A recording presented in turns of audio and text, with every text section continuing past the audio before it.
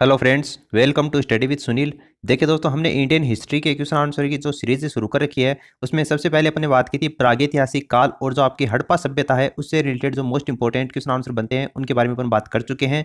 बाद में बात की थी अपन ने आपकी जो वैदिक सभ्यता है, वैदिक सभ्यता से रिलेटेड जो क्वेश्चन आंसर बने उसके बारे में अपन ने बात की थी। आपकी बौद्ध धर्म और जैन धर्म के बारे में अपन बात कर चुके हैं। 6ठी शताब्दी ईसा पूर्व के बाद में भारत की क्या स्थिति है उसके बारे में अपन ऑलरेडी बात कर चुके हैं। और आज के इस टॉपिक के बारे में अपन बात करेंगे मौर्य काल। मौर्य काल से रिलेटेड जो भी मोस्ट इंपॉर्टेंट क्वेश्चन आंसर बनते हैं जो आपके अक्सर एग्जाम में पूछे जाते हैं उन सभी के बारे में अपन इस वीडियो में बात करेंगे। तो हर एक टॉपिक को अपन ऐसे सिस्टमेटिक ढंग से उठाकर चल रहे हैं। पहले की जो वीडियो है उन सभी की लिंक आपको नीचे डिस्क्रिप्शन में दे रखी है, तो ये वीडियो खत्म होने के बाद में आप उन लेसन्स को देख सकते हैं। सारे क्वेश्चन आपके एग्जाम के पॉइंट ऑफ व्यू से इंपॉर्टेंट है, इसलिए इस वीडियो को लास्ट तक जरूर देखना। देखिए आज का सेशन अपन शुरू करते हैं। आज का पहला क्वेश्चन है, यूनानियों को भारत से बाहर किसने निकाला था? तो देखिए इसका राइट आंसर क्या होगा? चंद्रगुप्त मौर्य इसका करेक्ट आंसर होगा। यूनानियों को भारत से बाहर निकलने का श्रेय चंद्रगुप्त मौर्य को ही जाता है। 305 ईसा पूर्व में यूनानी शासक जो सेल्यूकस है और जो चंद्रगुप्त मौर्य है उनके मध्य एक युद्ध हुआ था और युद्ध के बाद में एक संधि हुई थी। उस संधि के फलस्वरूप सेल्यूकस ने चंद्रगुप्त मौर्य के साथ में अपनी पुत्री का विवाह किया था और दहेज के रूप में एरिया का क्षेत्र, अराकोसिया, जेड्रोसिया और पेरी मेसिस दाई के क्षेत्रों को भी दिया था। तो इसमें चंद्रगुप्त मौर्य क्या होगा? इस क्वेश्चन का राइट आंसर होगा। फिर आपको नेक्स्ट क्वेश्चन दे रखा है, चंद्रगुप्त मौर्य ने अपने अंतिम दिन कहां पर गुजारे थे? तो ये क्वेश्चन इंपॉर्टेंट है, कई बार एग्जाम में पूछा जाता है। श्रवण बेलगोला इसका राइट आंसर होगा। जैन जो लेख है उसके अनुसार चंद्रगुप्त मौर्य ने अपने जीवन का जो अंतिम समय है वो अपने पुत्र के पक्ष में सिंहासन छोड़ दिया था और जैन साधु जो भद्रबाहु है उसके साथ में श्रवण बेलगोला जो कि आपकी मैसूर में है वहां पर चले गए थे और बाद में कायाकलेश द्वारा शरीर त्याग दिया था, यानी जो संथारा प्रथा है उसके तहत त्याग दिया था, जिसको जैन धर्म में सल्लेखना के नाम से भी जाना जाता है। तो श्रवण बेलगोला में इन्होंने अपना अंतिम समय गुजारा था। ऑप्शन 4 इसका राइट आंसर होगा। नेक्स्ट क्वेश्चन आपको दे रखा है, चंद्रगुप्त मौर्य का पुत्र कौन था? तो चंद्रगुप्त मौर्य के पुत्र का नाम क्या था? बिंदुसार था।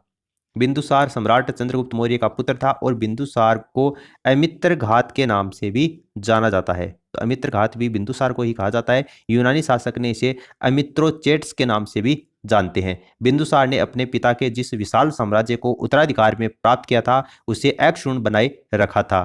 तो इसमें बिंदुसार इसका करेक्ट आंसर होगा। नेक्स्ट क्वेश्चन आपको दे रखा है, बिंदुसार का पुत्र कौन था? तो बिंदुसार तो चंद्रगुप्त मौर्य का पुत्र था, लेकिन बिंदुसार का पुत्र कौन था? अशोक इसका राइट आंसर होगा। अशोक मौर्य राजवंश का महान सम्राट था और बिंदुसार के पुत्र का नाम क्या था? अशोक था। फिर आपको नेक्स्ट क्वेश्चन दे रखा है, बिंदुसार के शासन के दौरान अशांति कहां पर थी? तो देखिए इसका राइट आंसर होगा तक्षशिला के अंतर्गत थी। चंद्रगुप्त मौर्य के उत्तराधिकारी और उसके पुत्र जो बिंदुसार है उसके शासनकाल में तक्षशिला में एक विद्रोह हो गया था। उसने अशोक को कुमारामात्य बनाकर वहां का विद्रोह दबाने के लिए भेजा था। अशोक ने न केवल वहां पर विद्रोह को शांत किया बल्कि वहां की जो प्रजा है उसका प्रेम और विश्वास भी जीतने का कार्य सम्राट अशोक के द्वारा किया गया था।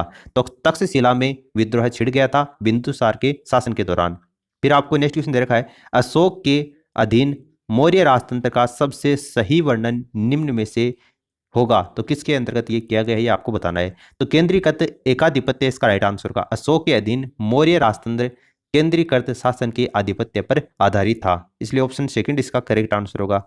नेक्स्ट क्वेश्चन आपको दे रखा है, अशोक की प्रशासनिक नीति में भारी परिवर्तन किस घटना से आया? तो देखिए ये आता कलिंग युद्ध के कारण। ये तो आपने काफी फेमस है, सुना होगा। अशोक की जो प्रशासनिक नीति है उसमें भारी परिवर्तन कलिंग युद्ध की घटना के बाद में आया था। कलिंग युद्ध के बाद में ही अशोक के द्वारा भेरी घोष की नीति को त्याग कर धम घोष की नीति को अपनाया गया था।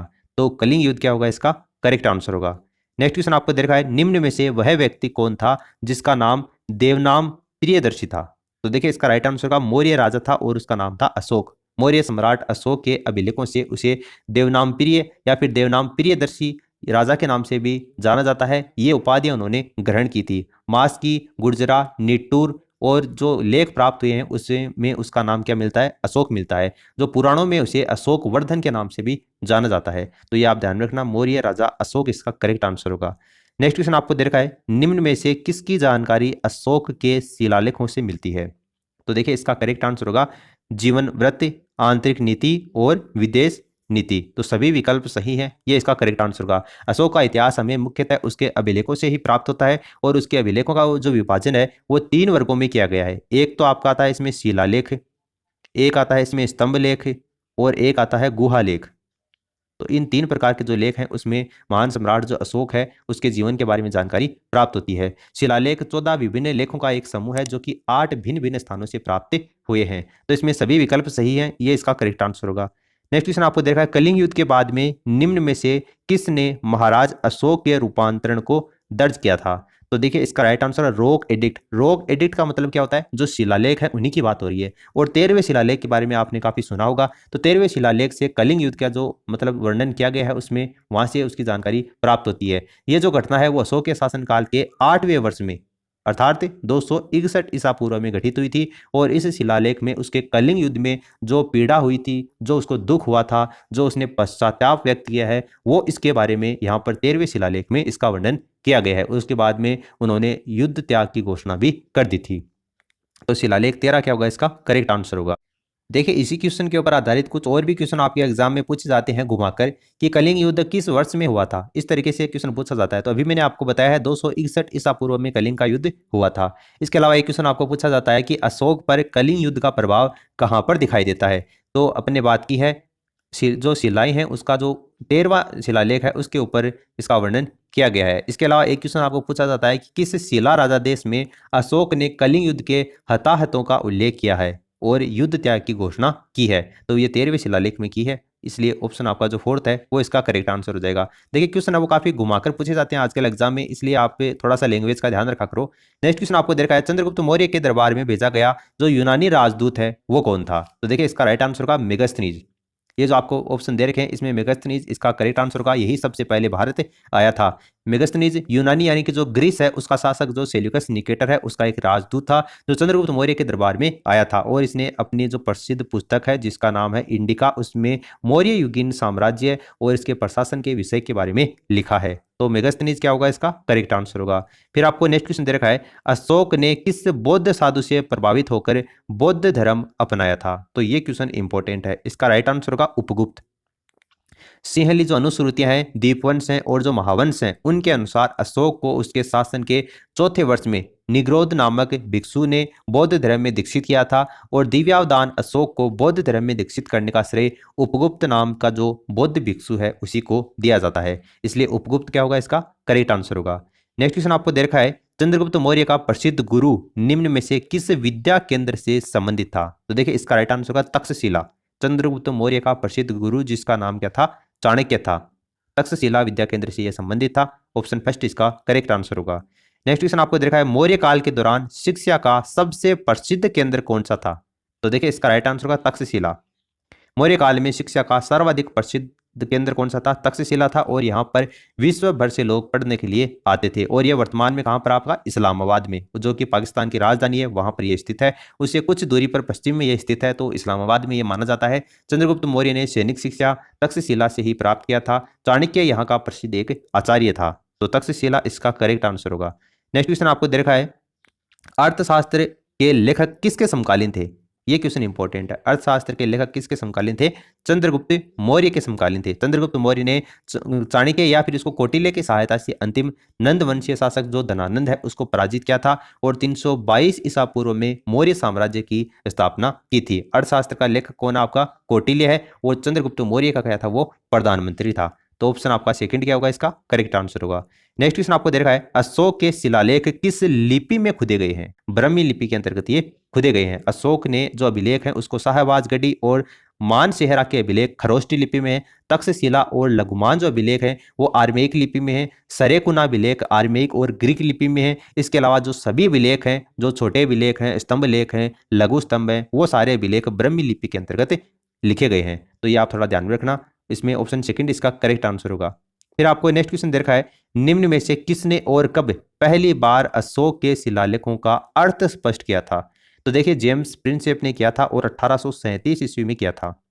सर्वप्रथम 1837 ईस्वी में जेम्स प्रिंसेप नामक एक विद्वान था और वो अशोक के शिलालेखों को उन्होंने पढ़ा था। जबकि सबसे पहले 1750 ईस्वी में टिफेन थेलर महोदय के द्वारा इनको खोजा गया था। ये जो अभिलेख है वो दिल्ली मेरठ अभिलेख के नाम से जानते हैं। प्रसिद्ध इतिहासकार जिसका नाम है D.R. भंडारकर महोदय, उन्होंने मात्र अभिलेखों के आधार पर अशोक का इतिहास लिखने का प्रयास भी किया था। तो इसमें जेम्स प्रिंसेप 1837 क्या होगा? इसका करेक्ट आंसर होगा। नेक्स्ट क्वेश्चन आपको दे रखा है, किस प्रसिद्ध शासक को शिलालेखों का जनक कहा जाता है? तो देखिए इसका राइट आंसर होगा अशोक। मौर्य वंश के शासक जो अशोक हैं उनको शिलालेखों का जनक भी कहा जाता है। ऑप्शन थर्ड इसका करेक्ट आंसर होगा।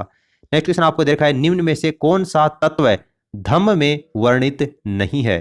तो देखिए इसका राइट आंसर होगा संघ के प्रति आस्था। धम्म में वर्णित जो विधायक पक्षियों की हत्या न करना, प्राणियों को क्षति न पहुंचाना, माता पिता की सेवा करना, भातृभाव, दान पुण्य, अल्प व्यय, अल्प संचय, ये जो बातें हैं वो इसके अंतर्गत की गई हैं। धम्म में संघ के प्रति आस्था से संबंधित कोई भी वर्णन नहीं किया गया है, इसलिए ऑप्शन फोर्थ क्या होगा इसका करेक्ट आंसर होगा। फिर आपको नेक्स्ट क्वेश्चन दे रखा है, मौर्य वंश के शासन के दौरान स्थानिक कौन था? तो देखिए वो कौन था? जिला प्रशासक इसका राइट आंसर होगा। मौर्य वंश के शासन के दौरान स्थानिक जिला प्रशासक को ही कहा जाता था। मेगस्थनीज ने नगर के प्रमुख अधिकारी को एस्ट्रोनोमाई कहा जाता था। तो इसमें जिला प्रशासक क्या होगा इसका करेक्ट आंसर होगा। नेक्स्ट क्वेश्चन आपको दे रखा है, मौर्य वंश के तत्काल बाद किस वंश ने आकर मगध पर शासन किया था?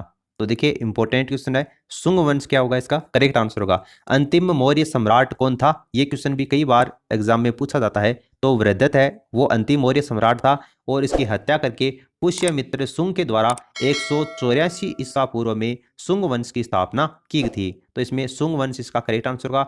ये क्वेश्चन कई बार एग्जाम में आता है कि मौर्य वंश का अंतिम शासक कौन था? तो कौन था? वो वृद्धत था। तो देखिए दोस्तों, मौर्य काल से रिलेटेड जो मोस्ट इंपोर्टेंट क्वेश्चन आंसर बनते हैं उन सभी के बारे में अपने बात की है। तो वीडियो अच्छा लगा तो इसे लाइक करके मोटिवेट करें, अपने दोस्तों के साथ में इस वीडियो को शेयर करें ताकि उनको भी अपनी स्टडी के अंतर्गत बेनिफिट मिल सके। चैनल पर पहली बार आए तो सब्सक्राइब करने के साथ साथ में घंटी के आइकन को प्रेस कर लें ताकि लेटेस्ट अपडेट आपको समय समय के ऊपर मिलते रहें।